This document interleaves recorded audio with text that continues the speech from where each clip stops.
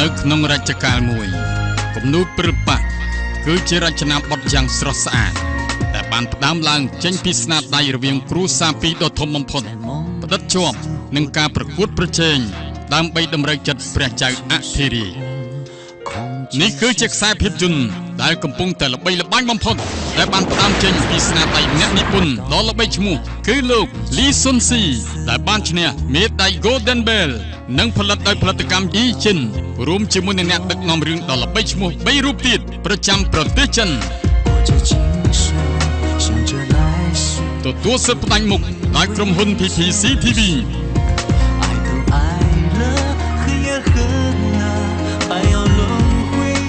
រឿងស្រីស្អាតដូចគំនូរមានផ្សាយជូនទស្សនាក្នុងពេលឆាប់ៗនេះនៅលើកញ្ចក់ទូរទស្សន៍ខ្សែការ PPCTV តែមួយគត់គឺប៉ុស្តិ៍លេខ10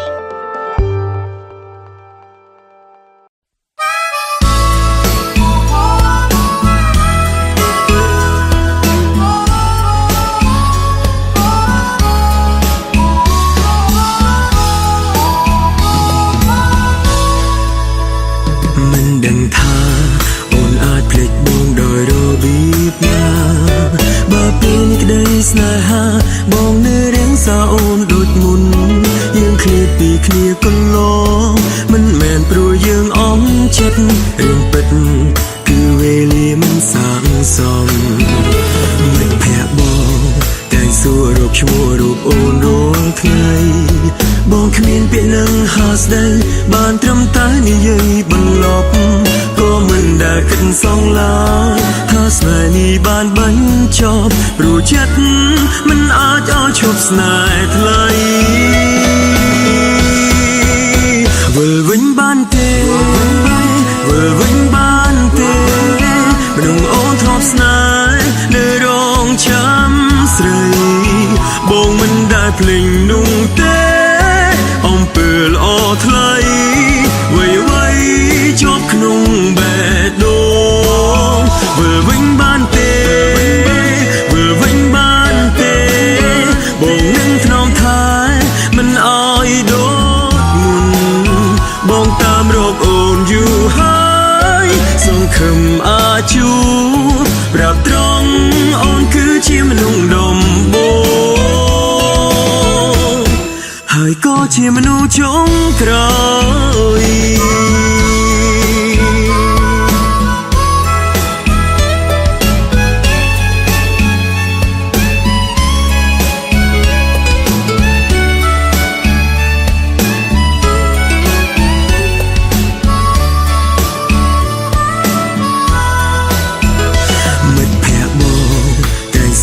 ឈ្មោះរូបអូនរាល់ថ្ងៃ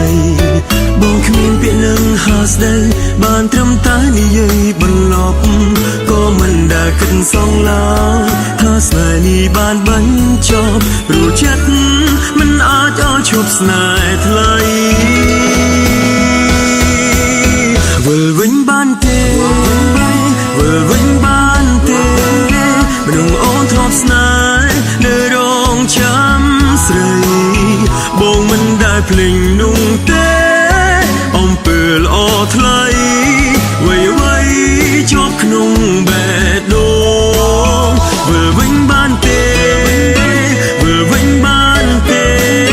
បងនឹងថ្នមថែមិនអោយដូចមុនបងតាមរកអូនយូរហើយសង្ឃឹមអាចជួបប្រាប់ត្រង់អូនគឺជាមនុស្សដំបូងហើយក៏ជាមនុស្សចុងក្រោយ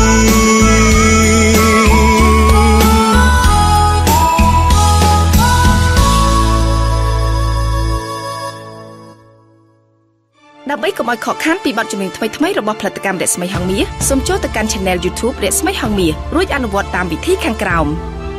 សម្រាប់ទូរស័ព្ទដៃសូមចុចលើ Subscribe ហើយចុចលើរូបកណ្ដឹងនោះលោកអ្នកនឹងឃើញពាក្យនៅលើអេក្រង់បញ្ជាក់ថា You get all notification សម្រាប់ Computer សូមចុចលើ Subscribe ហើយចុចលើរូបកណ្ដឹងនោះលោកអ្នកនឹងឃើញពាក្យបញ្ជាក់ថា You get occasional notification ជាការស្រេច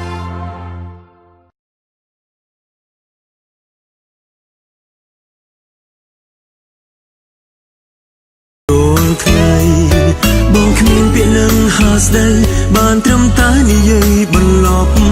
ក៏មិនដែលគិតសងឡើយថាស្នេហ៍នេះបានបញ្ចប់ព្រោះចិត្ត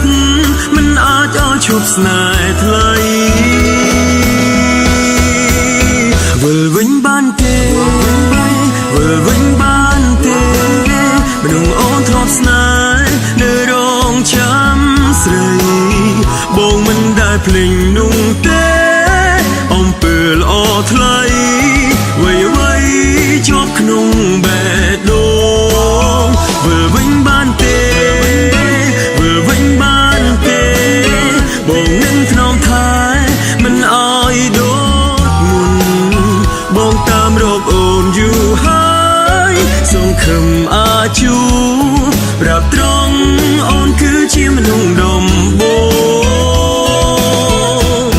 ហើយក៏ជាមនុស្សចុងក្រោយ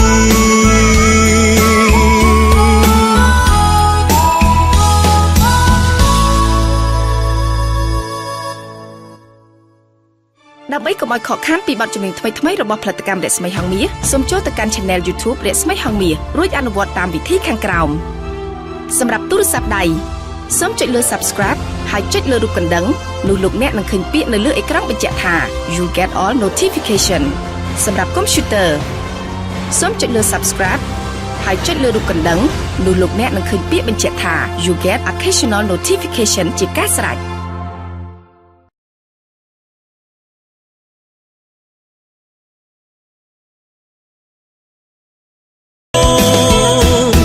ហើយក៏ជាមនុស្សចុងក្រោយ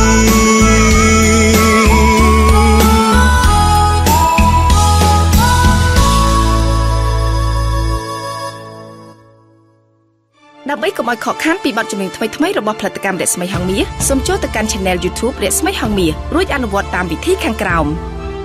សម្រាប់ទូរស័ព្ទដៃសូមចុចលើ Subscribe ហើយចុចលើរូបកណ្ដឹងនោះលោកអ្នកនឹងឃើញពាក្យនៅលើអេក្រង់បញ្ជាក់ថា You get all notification សម្រាប់ Computer សូមចុចលើ Subscribe ហើយចុចលើរូបកណ្ដឹងនោះលោកអ្នកនឹងឃើញពាក្យបញ្ជាក់ថា You get occasional notification ជាការស្រេច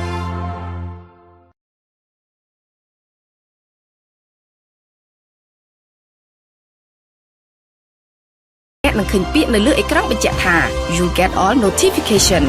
សម្រាប់ Computer សូមចុចលើ Subscribe ហើយចុចលើរូបកណ្ដឹងនោះលោកអ្នកនឹងឃើញពាក្យបញ្ជាក់ថា You get occasional notification ជាការស្រេច